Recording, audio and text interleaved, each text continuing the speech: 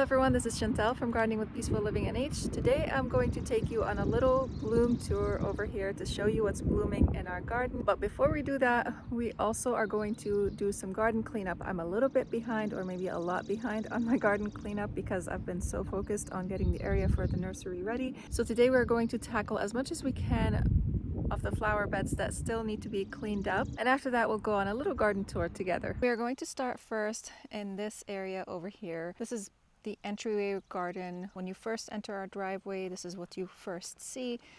So we gotta clean this up. I came earlier this spring and I cut back a lot of the perennials that were here. And right now we gotta clean up these leaves that are stuck in the deutzias right here. Also weed out this mullein that's in here, although I do like it, so I think I'm going to leave the ones at the top right there. I think it's pretty. I love the leaves. They look like lamb's ear, and their blooms aren't that ugly, honestly. They're kind of nice, but the only problem is that, as you can see, they seed themselves pretty heavily, which is, they're really easy to pull out. It's not really a difficult thing. I'm gonna grab my shrub rake. I also have some pruners just in case if I need to prune anything, which we will in the next bed that we're gonna be working on. And I have my hori hori knife with me and a shovel just in case. But the hori hori knife is really nice in this area because it's gravel and it's really hard to weed in gravel. If you've ever worked in gravel, you know. It's terrible, so this is very helpful for that. And I got my sunglasses on because the sun is piercing and my eyes are pretty sensitive to the sun, so I hope you guys don't mind. So let's get started.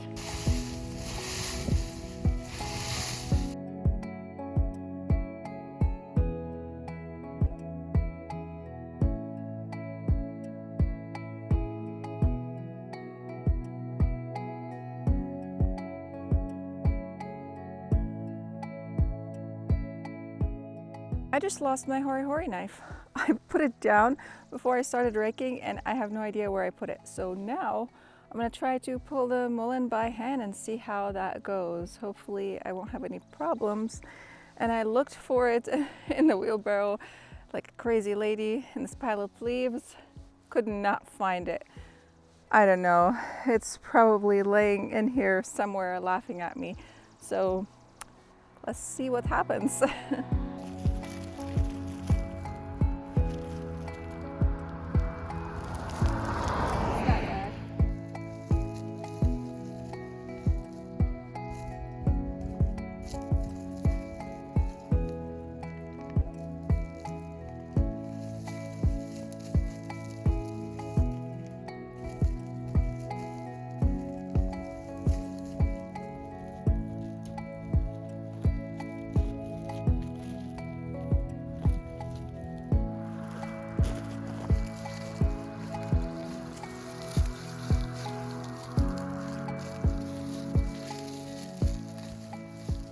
I'm gonna leave the mullein right here, and in the back over there, also this mullein right here next to the black lace elderberry.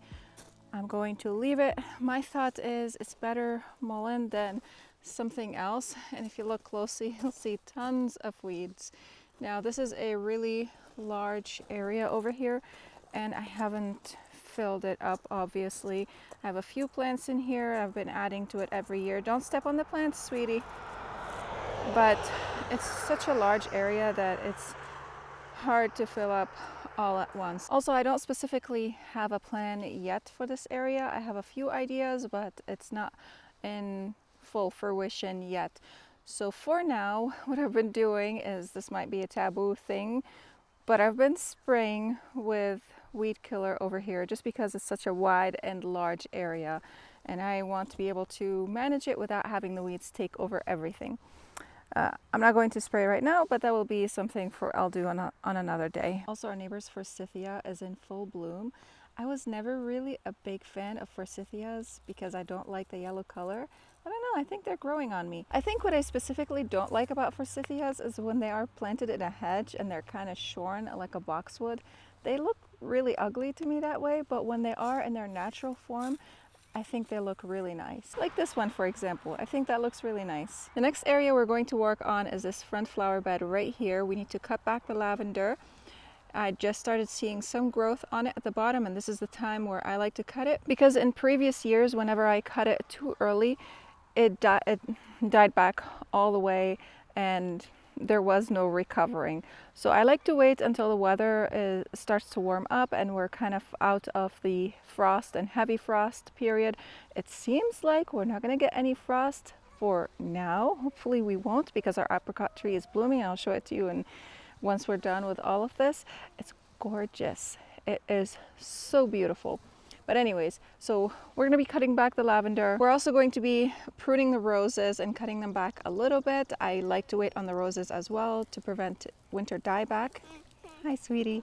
And I think everything else is cleaned up in this bed. We might have to move one of the lavenders right here because it's right next to a boxwood. It's going to interfere with its growth. So we're going to move this lavender over, I think, to that one right there. I wanted to wait before moving it to know which one was dead, because looking at them like this, you can't really tell which one is dead and which one is alive.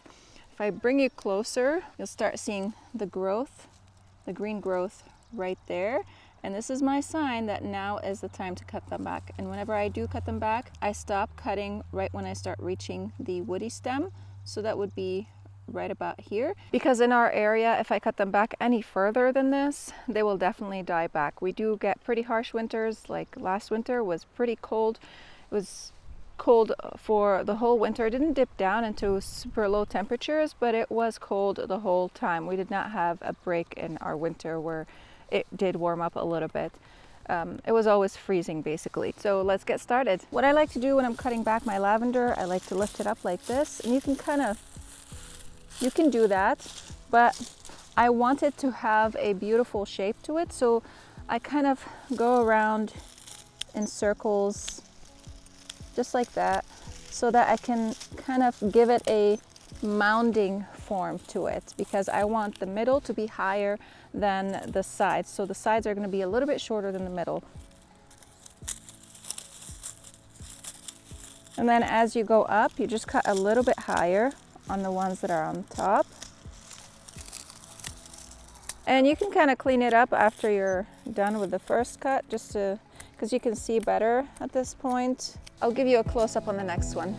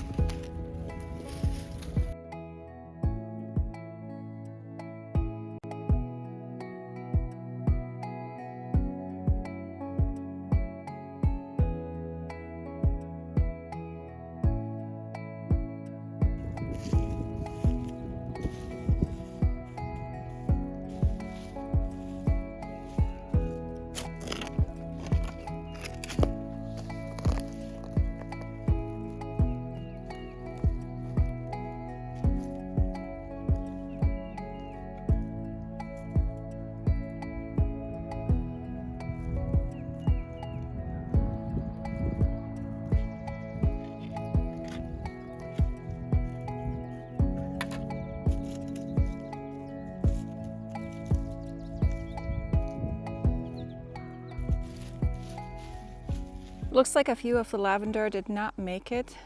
I'm going to wait and see whether they're going to put on some growth or not. But if not, I'm not too worried about it, because I have some spare lavender that I planted in a different garden. I got them just for that purpose, so that in case if some of these lavender do not make it, then I can replace them. But I have a feeling that this variety is not that great. This is the Purple Elegance lavender. It seems to be a little bit weak for our area, but I have a different variety that is phenomenal, and it is the Munstead lavender. It is amazing for our environment over here in the Northeast, and I think I'm going to be probably eventually replacing them with Phenomenal lavender is another variety actually. It's by Proven Winner. It's supposed to be phenomenal. I haven't tried it myself, but maybe one day I will. But the Munstead lavender does amazing for our area. So eventually, I think Once these kind of peter out, I will be replacing them with a Munstead Lavender. When it comes to the roses, I have mentioned earlier that I like to wait until I start seeing buds on them. That's when I know that I can prune them, because before that they tend to have winter dieback if I prune them earlier. And I can see there's some damage right here. On these, there's some brown caning. So what we're going to do right now is basically just thin them out, make sure there aren't any crossing branches or branches that are going towards the inside of the shrub. Also, we want it to have a beautiful kind of a vase shape, so that's what we're going to prune it to. You want to keep that in mind while you are pruning roses. You want to make sure that you like the shape that you are pruning it to. Is that an aphid? Oh my goodness, how? What? Already? It's a fat one too. Normally, when I'm pruning roses, what I like to do is I like to clean my pruners with an alcohol spritzer between every rose. I'm gonna risk it today because I have to go pick up my daughter. She has play practice. They're doing a Star Wars play, Shakespeare's Star Wars play in our co-op, and she's really excited about that, so I can't wait to see the play. All right, so we're gonna try to whiz through these. I've done a thorough video on how to prune roses earlier. I'll link it in the description box below and at the end of the video so that you can go ahead and watch it. But basically what you want to keep in mind is that you want to cut to a bud that's facing outward. You see it right here, these are the buds, and if the bud is facing this way towards the inside of the shrub, the branch is going to grow that way. So wherever the bud is facing, that's where the branch is going to grow. So if I were to prune this back, I'm going to choose a bud that's facing outward. So I'm going to prune it right above this bud right here, keeping in mind not to cut the bud. So you can see right there, this bud is going to grow in this direction. This is the Gertrude Jekyll rose. It has amazing fragrance, and it's a beautiful rose. I will put a clip for you to show you what it looks like. It's gorgeous, and I know I use that word a lot, but I like gorgeous. Alright, so I don't like this cane right here. It's kind of intercrossing between other branches, so I'm just going to go all the way down and cut it back. And this rose though is so thorny. Oh, it is hard to work with. It does not have rose rosette disease. It's just a thorny rose. It can grow up to 8 feet tall. So while if you are pruning, if you do have Gertrude Jekyll, just keep in mind that this can grow really big, and you can control its size by pruning it back really hard during the early season.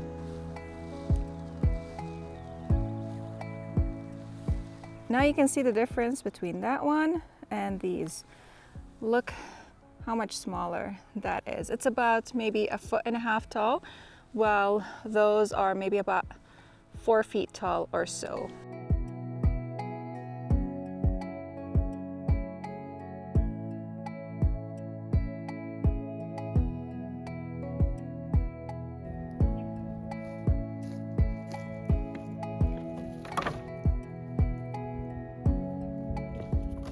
I have like 5 minutes left, maybe less. So we're gonna try to do as much as we can in this area right here. And this is the area that I'm talking about right here. We have the service berry right here. This is the Autumn Brilliance service berry. And it had some Gara and stuff like that planted in here. I'm not gonna be able to weed. I don't have time for that right now. But we're gonna clean it up as much as we can at least. And then when I come back, I'll take you on a quick tour of all the blooms that we have.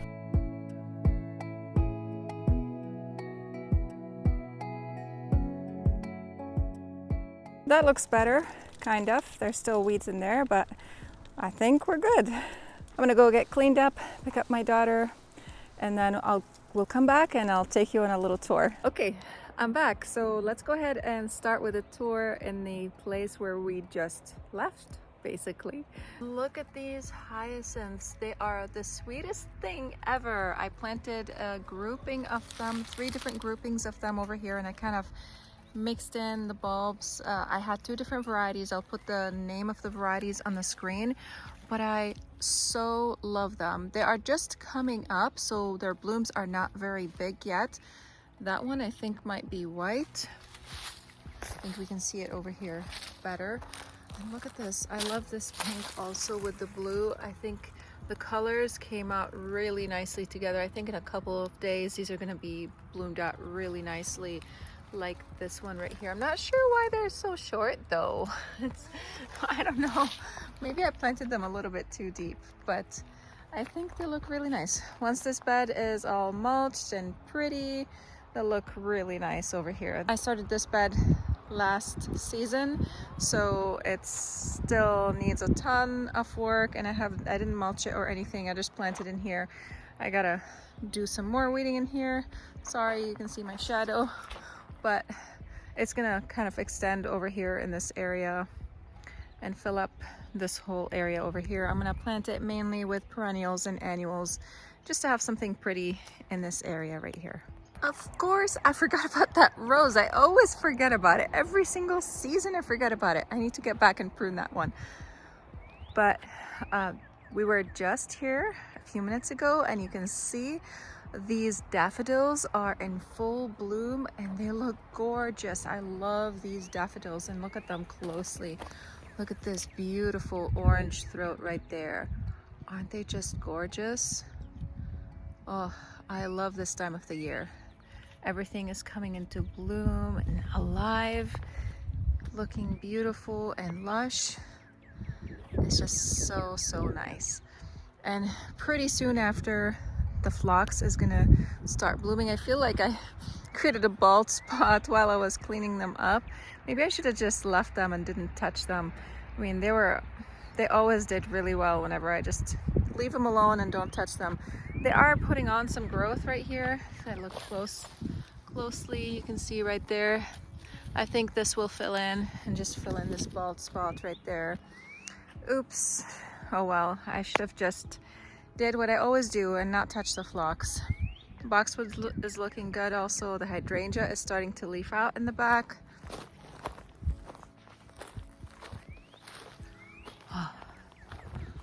Right there, this is the Incredible hydrangea, looking good. And our front orchard over here, everything is just starting to wake up.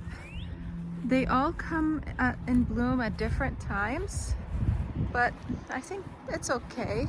The cherries are kind of on the later side, but you can see this one right here has lots of growth on it. It looks like we're gonna have some blooms this year. Woohoo! And oh, that apricot tree is gorgeous. Look at it. Oh, I wish I have more. Is that the apricot?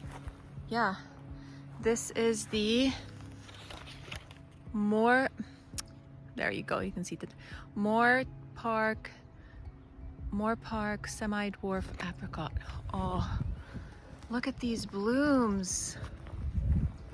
And the bees are up and going now because the weather has been so beautiful. But oh my goodness, aren't they just so beautiful? Let me see if we can show them to you at a better angle over here. Look at that. It is loaded. And hopefully we're not gonna have any hard frost and we're gonna have some fruits this season. Isn't that beautiful? Oh, there, that's a better view right there with the backdrop of the evergreen over there, our borrowed view. Gorgeous. And the maple tree is just about done blooming over here, but the color is gorgeous. I love its red hue that it puts out. Let me see if I can capture it better for you guys. Look at that. Oh, again, having a green backdrop is so nice.